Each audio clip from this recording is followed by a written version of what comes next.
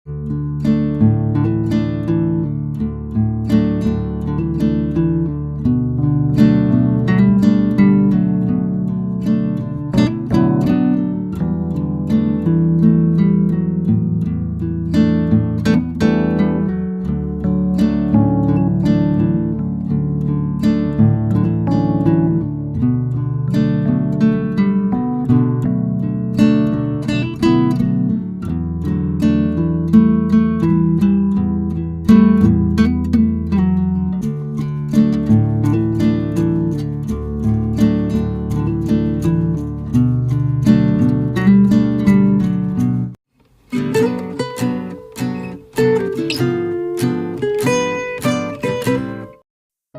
Morning.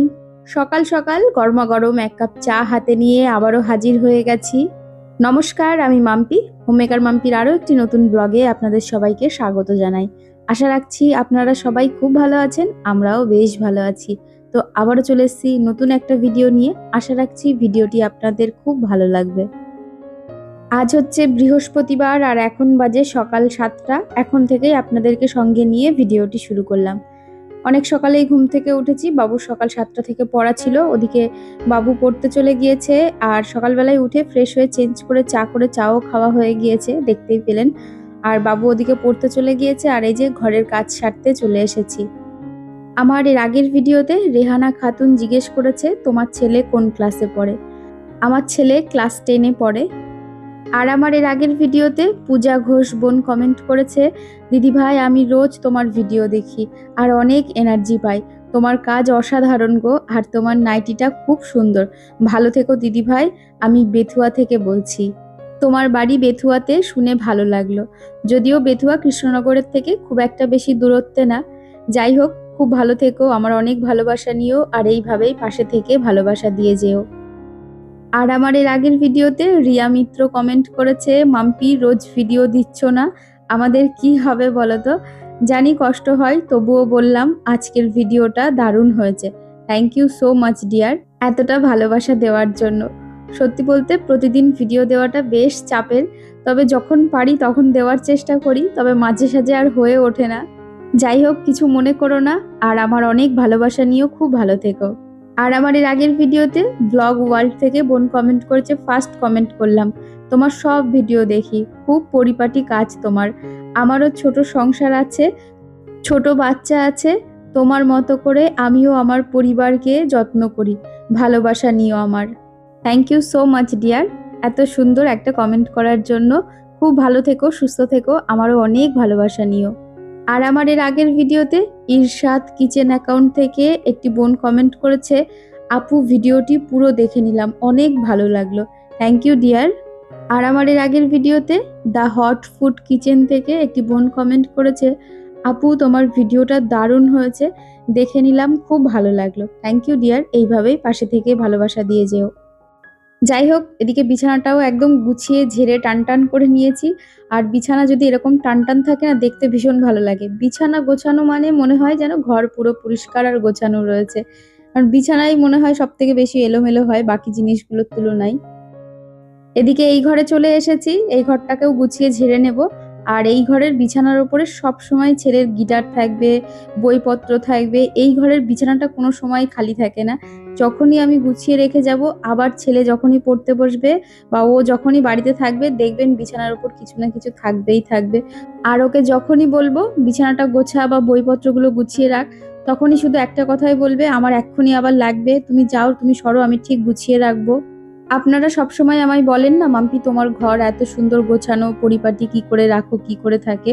সত্যি বলতে সবসময় থাকে না, বিশেষ করে এই ঘরটাতে আমার ছেলের আর কিছু এলোমেলো থাকুক আর না থাকুক, বইপত্র দেখবেনই বিছানায় পড়ে রয়েছে বা টেবিলের ওপর পড়ে রয়েছে, এরকম দেখতেই পাবেন। ও যখন থাকে না আমি তখন গুছিয়ে রাখি, তারপরে ও এলে আবার সেটাকে এলোমেলো করবেই। আবার বেশি গুছিয়ে রাখলে আবার তখনও বকবক করে, বলে তুমি বই গোছালে পরে আমি বই খাতা কিচ্ছু খুঁজে পাই না ঠিক মতো। তবুও মাঝে মাঝে আমাকে গুছিয়ে রাখতেই হয়, কারণ ও তো সেইভাবে গুছিয়ে রাখে না, তবে খুব বকলে টকলে আবার গুছিয়েও রাখে। আর এই ঘরটাতে ওর জিনিসই বেশি থাকে, একেই দুটো গিটার, তারপরে অ্যাম্পলিফায়ার, আর এই দিন দিন বইপত্র খাতার সংখ্যা তো বাড়তেই রয়েছে। যদিও গুছিয়ে রাখার অভ্যাস আমার একার শুধু না, বিজয়ও যখন এই ঘরে আসে ও ও সবসময়ের জন্য যখনই দেখবে বিছানার ওপর বা টেবিলের ওপর বইটা একটু এলোমেলো হয়ে রয়েছে, ও দেখলেই সঙ্গে সঙ্গে গুছিয়ে রাখে। এই অভ্যাসটা আমাদের সবারই রয়েছে। তবে বাবু ইদানিং দেখছি বিশেষ করে পড়তে বসলে বইগুলো খুব ছড়িয়ে নিয়ে বসে। আগে এত বেশি ছড়িয়ে নিয়ে বসতো না। তবে কিছু বলিও না, পড়াশোনাই তো করছে, ওই জন্য তেমন একটা কিছু বলিও না। আসলে বাড়িতে যত বেশি জিনিস থাকবে তত বেশি পরিশ্রমও থাকে। ঘরদুয়ার সাজাতে তো খুবই ভালো লাগে, নিত্য নতুন জিনিস দিয়ে ঘর সাজাতে খুব ভালো লাগে। তবে সেই জিনিসগুলো মেইনটেইন রাখাটা ভীষণ পরিশ্রমের। প্রত্যেকটা জিনিস সরিয়ে সরিয়ে পরিষ্কার করা, সব গুছিয়ে রাখা খুবই পরিশ্রমের।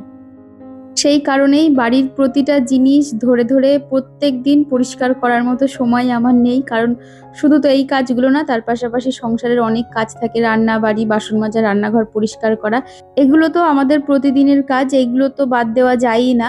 তবে এর মধ্যেই আমাদের বাকি কাজগুলোকেও মেনটেন রাখতে হয়। সেই কারণেই আমি প্রত্যেকটা জিনিস অল্টারনেটিভ ডেতে পরিষ্কার করে থাকি। মানে ওই একদিন ছাড়া ছাড়া। এতে না পরিশ্রমটাও ভীষণ কম হয়, তার পাশাপাশি প্রত্যেকটা ফার্নিচার মেনটেনও থাকে, প্রত্যেকটা ঘরের জিনিসই মেনটেন থাকে, আর তার পাশাপাশি অনেক সুবিধাও হয়। আর আমার এর আগের ভিডিওতে টিনা গুপ্তা কমেন্ট করেছে, তোমার প্রতিটা ভিডিওই খুব ভালো হয়, জিজ্ঞেস করার দরকার নেই ভিডিওটা কেমন লাগলো, এমনি বললাম, কিছু মনে করো না। এর আগের দুটো কমেন্ট তুমি পড়োনি, এটা পড়ো, ভালো লাগবে। আর থালাতে একসাথে 3টে রুটি দেবে না, দিলে একটু ছিঁড়ে দিও, জানি না বলে ভুল করলাম নাকি, ভালো থেকো। Thank you so much dear, এত সুন্দর একটা কমেন্ট করার জন্য। খুব ভালো থেকো, আমার অনেক ভালোবাসা নিও। আর তুমি যে কথাটা বললে 3টে রুটির কথা, যদিও আমি এর আগে এরকম শুনিনি, তবে তুমি বললে আমার শুনে ভালো লাগলো। আসলে মানুষের কথা বলার ইন্টেনশনটাই সব থেকে বড় বিষয়। মানে তোমার কথাটার মধ্যে ভালোবাসা লুকিয়ে আছে নাকি উপহাস লুকিয়ে আছে, সেটাই সব থেকে বড় ম্যাটার করে। যাই হোক, তোমার কনসার্ন দেখে আমার ভালো লাগলো। আর আমার গত ভিডিওতে সুপর্ণা পাত্র দিদিভাই কমেন্ট করেছে, খুব ভালো লাগলো মাম্পি, থ্যাংক ইউ দিদিভাই। আর আমার এর আগের ভিডিওতে সোনালিস হোম থেকে একটি দিদিভাই কমেন্ট করেছে, তো দিদিভাই বলেই বললাম। তো সে লিখেছে, প্রথমবার দেখলাম, খুব ভালো লাগলো, আর সবার নাম ধরে ধরে কমেন্ট করাটা খুব ভালো লাগলো। থ্যাংক ইউ দিদিভাই। আসলে তোমরা সবাই এত মূল্যবান সময়ের মধ্যে থেকে সময় বের করে আমার ভিডিওগুলো দেখো, আর তার মধ্যে এত সুন্দর সুন্দর আমাকে এত পজিটিভ কমেন্ট করে আমাকে এত বেশি উৎসাহিত করো, আর সেই কমেন্টগুলো না পড়লে হয় বলো তো? যাই হোক, এদিকে কথা বলতে বলতে এই ঘরটাকেও খুব ভালোভাবে গুছিয়ে পরিষ্কার করে নিয়েছি। এবার সোজা চলে এসেছি টেবিলে। টেবিলটাকে খুব ভালো করে আমি ডিশ লিকুইড দিয়ে মুছে নিচ্ছি। আসলে ইদানিং আমাদের বাড়িতে খুব টিকটিকির উৎপাত হয়েছে, আর সব জায়গাতে না পটি করে করে রেখে দিচ্ছে, এত বিরক্তি লাগে কি আর বলবো। সেই কারণেই যখনই আমি টেবিলটা মুছি একটু ডিশ লিকুইড দিয়ে ভালো করে মুছে নিই। আর টিকটিকির পটি যেহেতু ভীষণ বিষাক্ত হয়, সত্যি বলতে আমার ভীষণ ঘেন্নাও লাগে এই টিকটিকির পটি দেখলে। আর আমাদের বাড়িতে যে টিকটিকিগুলো হয়েছে বাবা, এত হুষ্টপুষ্ট, সব এক একটা কুমিরের সাইজের। আমাদের কাজের দিদি তো বলে বারণ দিয়ে মেরে দাও, তবে মারতে একটু মায়া লাগে, কি করব। তো সেই জন্য সহ্য করছি, কিছু করারও নেই। টিকটিকি না মেরে তাড়ানোর যদি কোনো উপায় থাকে আমাকে একটু বলো প্লিজ তোমরা। ওদিকে টেবিলটাকেও খুব ভালো করে মুছে সোজা চলে এসেছি রান্নাঘরে। দু একটা বাসন ছিল, তো সেই বাসনগুলোকে মেজে নিয়েছি। আর আমার এর আগের ভিডিওতে নিবারণ মাহান্তা অ্যাকাউন্ট থেকে একটি বোন কমেন্ট করেছে, আমি তোমার ভিডিও অনেক দিন থেকেই দেখি, কিন্তু কমেন্ট করা হয় না, আজ কমেন্ট করলাম, তোমার রুটিগুলো এত গোল হয়। Thank you dear. আর তুমি এতদিন ধরে আমার ভিডিও দেখো, কেন কমেন্ট করো না? তোমরা প্লিজ একটা করে কমেন্ট করবে, তোমাদের কমেন্ট পেলে আমার খুব ভালো লাগে। আর একটা সময় এমন ছিল আমি রুটি ঠিকমতো বেলতেই পারতাম না, অনেকবার চেষ্টা করার পরেও পারতাম না। তখন ভেবেছিলাম আমার দ্বারাই হয়তো আর কোনোদিন রুটি বেলা হবে না, তবে করতে করতে শিখে গেছি। আসলে কোনো কিছুই অসম্ভব না, যে কোনো জিনিস অভ্যাসের ওপর নির্ভর করে। আমরা যে জিনিসগুলো বারবার করে করি, তো সেই জিনিসগুলো একটা সময়ের পরে যে নিখুঁত এমনিই হয়ে যায়। আর আমার গত ভিডিওতে মাইসেলফ মিতালি অ্যাকাউন্ট থেকে বোন কমেন্ট করেছে, থ্যাংক ইউ ডিয়ার আমার কমেন্টের রিপ্লাই দেওয়ার জন্য, খুব ভালো থেকো, ভালোবাসা নিও। Thank you so much dear, এত সুন্দর কমেন্ট করার জন্য। তুমিও অনেক অনেক ভালো থেকো, আর আমার অনেক ভালোবাসা নিও, আর এইভাবেই সুন্দর সুন্দর কমেন্ট করে যেও। তো যাই হোক, এদিকে কথা বলতে বলতে রান্নাঘরটাকেও খুব ভালো করে পরিষ্কার করে নিয়েছি, একদম ঝকঝকে করে নিয়েছি। ঘর বাড়ি রান্নাঘর একদম পরিষ্কার হয়ে রয়েছে। দিদি এসে একটু পরেই ঘরটাও মুছে দিয়ে যাবে, তাহলে আমার ঘরের সমস্ত কাজ হয়ে যাবে। ওদিকে বাবুও পড়ে চলে এসেছে, আর এখানে সবার জন্য একটু ছাতুর শরবত করে নিয়েছি। তো চলুন এখন একটু ছাতুর শরবত খাই। সকাল থেকে একটানা কাজ করার পরে এই যে এক গ্লাস ছাতুর শরবত খেলে একেবারে মন প্রাণ জুড়িয়ে যায়। এদিকে ভাত আর ডালটাও চাপিয়ে দিচ্ছি, এখন ওই 9:30 মতো বাজতেই গেল। তো চলুন ঝটপট করে সকাল সকাল রান্না করে নেব। ভীষণ গরম পড়েছে, যত তাড়াতাড়ি রান্নাঘরের কাজটা মিটিয়ে নেওয়া যায় ততই ভালো। যদিও একদম হালকা পাতলা ডাল ভাতই রান্না করব, আজকে একটু ঝিঙে দিয়ে মসুরির ডাল করব, যেটা খেতে আমার ভীষণ ভালো লাগে। আর তার সঙ্গে কিছু ভাজাও করব। এই আজকের একদম সিম্পল মেনু হবে। আর আজকে একটু ব্রেড এগ করব, আর এটা খেতে না ভীষণ ভালো লাগে। আর এটা করব হচ্ছে আগারোর গ্যালাক্সি ডিজিটাল এয়ার ফ্রায়ারে। ভীষণ চটজলদি এর মধ্যে যে কোনো রান্না হয়ে যায়, কোনো রকম তেলের প্রয়োজন হয় না। ভীষণ ইউজফুল এই প্রোডাক্টটি। আর এখন মানুষ যেহেতু ভীষণ স্বাস্থ্য সচেতন, সেই কারণে বাড়িতে একটা এয়ার ফ্রায়ার থাকলে তো ভীষণ সুবিধা হয়। মানে যে কোনো রান্নায় একেবারে তেল ছাড়া সুন্দরভাবে তৈরি হয়ে যায়, ভীষণ চটজলদি।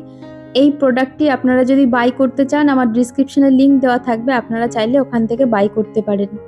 আর এদিকে আজকে অফ ক্যামেরাতেই রান্নাটা সেরে নিয়েছি, যদিও ডাল ভাতের আর কি বা রেসিপি দেখাতাম, সেই কারণেই আর দেখাইনি। এখন সকাল 11টা মতো বাজে। তো এই আপাতত রান্না করেছি, ডাল করেছি, আলু ঢ্যাঁড়স ভাজা, তার সঙ্গে পটল ভাজা করেছি, আর একটু বেশি করে স্যালাড কেটে নেব। এই যে মসুরির ডালটা ঝিঙে দিয়ে হয়, এত ভালো লাগে খেতে। এর সঙ্গে একটু লেবু, পেঁয়াজ, শসা হলে ব্যাস জমে যাবে। মেনলি স্যালাড খেতে খুব ভালো লাগে। ওদিকে কাজে দিদি এসে ঘরটাও মোছা শুরু করে দিয়েছে। আমি এখন যাব স্নান করতে, পরে যদি কোনো তরকারি করে নেব। আর এদিকে স্যালাডগুলোকেও ধুয়ে রেখে দিয়েছি, তবে খেতে বসার আগে কেটে নেব। এরই সাথে আজকের ভিডিওটা এখানেই শেষ করব। ভিডিওটা আর বড় করব না। আর আজকের ভিডিওটা আপনাদের কেমন লাগলো অবশ্যই কমেন্ট করে জানাবেন। ভালো লাগলে একটি লাইক করবেন। আবারও দেখা হবে নতুন একটা ভিডিও নিয়ে। ততক্ষণ সুস্থ থাকবেন, ভালো থাকবেন। টাটা।